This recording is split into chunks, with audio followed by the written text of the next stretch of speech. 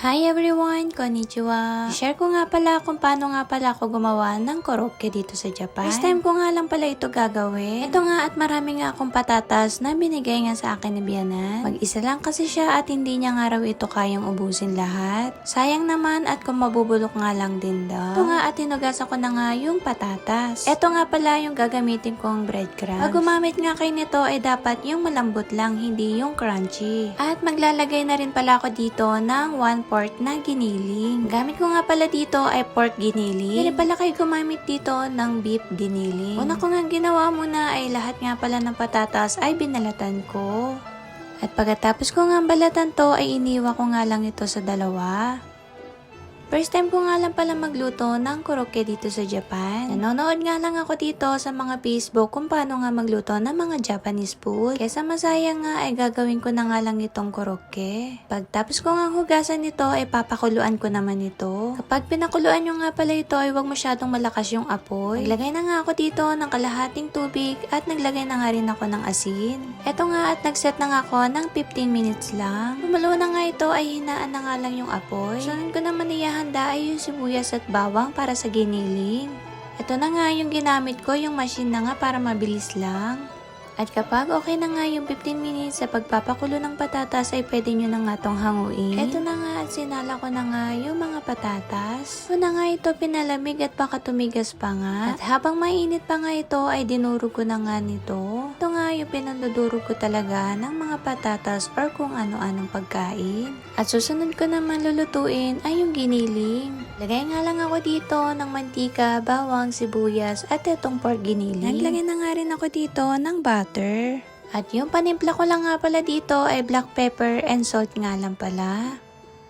Hihintay lang natin maluto tong giniling ng ilang minuto. At kapag ganito na nga yung texture ng patatas natin ay pwede na nga ito. Bukod nga lang ako dito ng konti para gawing potato salad. Potato salad naman dito sa Japan ay sobrang sarap din. Tinuruan nga lang din ako na asawa ko kung paano gumawa ng potato salad. Ito na nga yung natira nating patatas na ihahalo natin kanina sa pork giniling. Habang mainit pa nga ito ay pwede na natin tong ihalo. Kung matigas nga ito ay pwede kayo mag-additional ng butter. Sa akin naman pagluluto ay okay naman siya. Sinalin ko nga muna dito sa isang tray yung korokke na gagawin ko.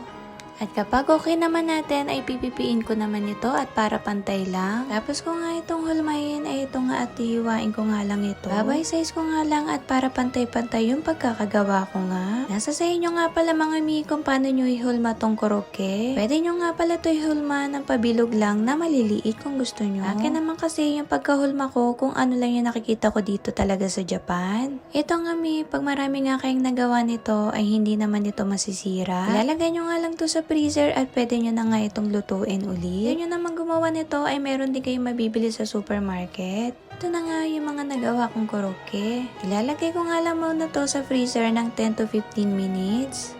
Nawa ko na nga yung potato salad. Naghiwa na nga ako rito ng bacon. And din na rin sa inyo mga mi kung anong ilalagay nyo mga topping. Hindi kayo dito maglagay ng chicken. Nanganlasa yung bacon at titimplahan ko nga lang ito ng black pepper.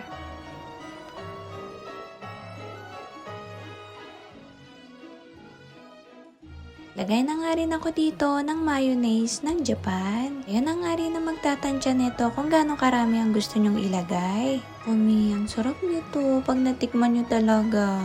Ito na nga po mga mi at gagawin ko na nga yung korokke. Kailangan po talaga ay tiyaga lang po talaga sa paggagawa nito. Dito sa Japan ay bihira nga lang parang may gumagawa nitong korokke. Sa makalat na ay medyo matagal talaga siyang gawin. Nga yung ginagawa ko mga mi para hindi nga ako makalat. Naikot-ikot ko nga muna ito sa harina. At kapag okay na nga ay nagbati lang ako dito ng 2 itlog. Naglagay na nga rin ako sa isang lalagyan ng breadcrumbs. Ang ginamit ko nga pala dito ay malambot texture lang talaga to mga mi. At inuna ko nga muna itong korokke na ilagay sa itlog. Susunod ko naman siya papalutin dito sa breadcrumb.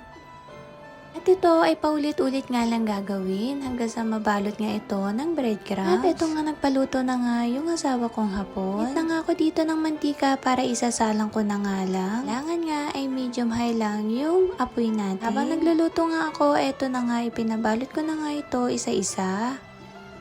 Nasa ibang bansa ka man ay talagang matututunan mo kung ano talaga yung mga pagluluto or culture nila dito sa Japan. Ito nga lang ang kakainin ngayon ni Hapon. Nagda-diet kasi siya ngayon at hindi na nga siya kumakain ng kanin sa gabi. Itong koroke at salad nga lang yung kakainin niya. Tapos kung nga ritong magluto ay babalutin ko na nga tong koroke na nagawa ko ng isa-isa. Iiwalay ko nga lang ito sa plastic na pinagbabalutan ko para hindi sila magdikit-dikit. Pwede nyo rin ito ilagay sa freezer para mas tumagal pa nga ito. Ito nga ay umaabot lang siguro to ng 2 linggo. Dati nga ay lagi nga kami bumibili nito sa mga supermarket. Bili nga namin ay naka-freezer na at lulutuin mo na nga lang. Alam kung paano kayo magluto ng koroke mga mi. Pero yung sa akin kasi is ganito lang talaga yung napanood ko. Try nyo na din mga mi. Kung marami kayong patatas ay ganito na rin yung gawin nyo. Thank you for watching my video. Sana nakatulong. Janice, sayonara!